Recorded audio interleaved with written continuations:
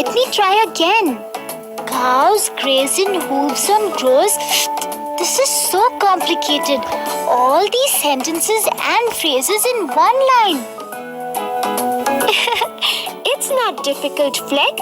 And actually, this sentence has not only phrases but also clauses. Clauses? What are clauses? Let's look at the tongue twister Fleck was trying to say. Cows graze in groves on grass which grows in grooves. The tongue twister is a sentence. A sentence is a group of words that contains a subject and predicate and makes complete sense by itself.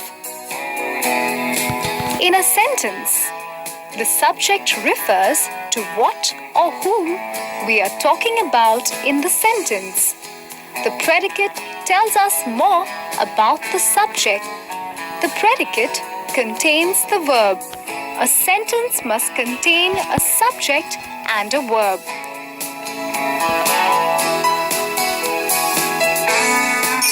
However, this sentence is made up of two different groups of words. Let's take a look at them. The first group is cows graze in groves on grass. This group has a subject, cows. It also has a predicate, graze in groves on grass, which describes the subject, cows. Now, let's look at the second group. The second group is which grows in grooves. This group also has a subject, which, and a predicate, grows in grooves, which describes the subject, which. The word which here qualifies the noun grass. Both these groups have a subject and predicate each, but are parts of a larger sentence. Such groups of words are called clauses. Thus, a clause is a group of words that contains a subject and a predicate and forms part of a sentence. A sentence may have one or more than one clause. Now that we have seen what clauses are, let's see how to identify them in sentences. Let us take an example. Sarah will play when her homework is done. Can you spot the clauses in this sentence? The first clause is Sarah will play. In this part, the subject is Sarah. The predicate is made up of the verb will play. The second clause in the sentence is when her homework is done. In this sentence, her homework is the subject and is done is the predicate. The word when acts as a conjunction which joins the two clauses.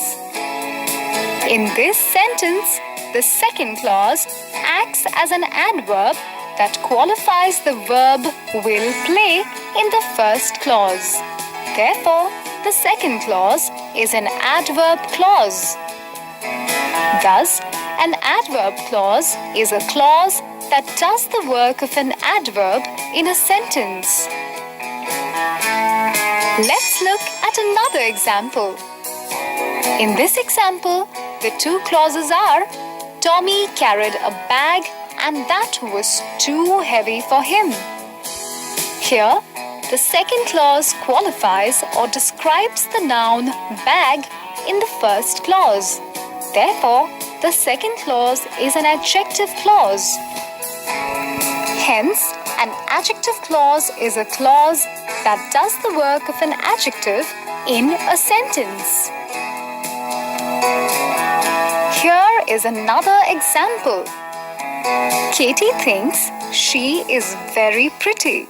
In this sentence, there are two clauses. The first clause, Katie thinks, contains a subject and a verb and makes complete sense. The second clause, that she is very pretty, does not make complete sense.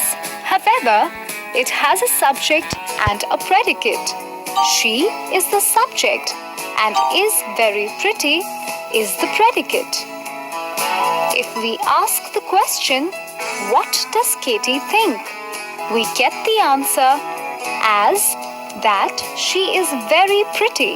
So this clause is the object of the verb thinks. Therefore, it is a noun clause. So, we can say that a noun clause is a clause that does the work of a noun in a sentence. So now, we have seen that a clause is a group of words that forms part of a sentence. A phrase and a clause can form part of a sentence. A clause sometimes makes complete sense by itself.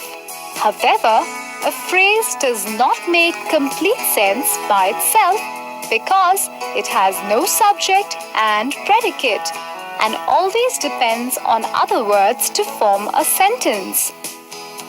Let's understand this better with examples. I like the cake with cherries. I like the cake which has cherries on it. In the first sentence, with cherries is a phrase since it does not have a subject and predicate and does not make complete sense by itself. In the second sentence, which has cherries on it, is a clause since it has both a subject and a predicate and forms part of a bigger sentence. Hence, a clause is a group of words that is different from a phrase. Good going, Fleck.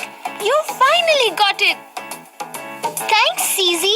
Let's say it again, please. Okay. 1, 2, 3.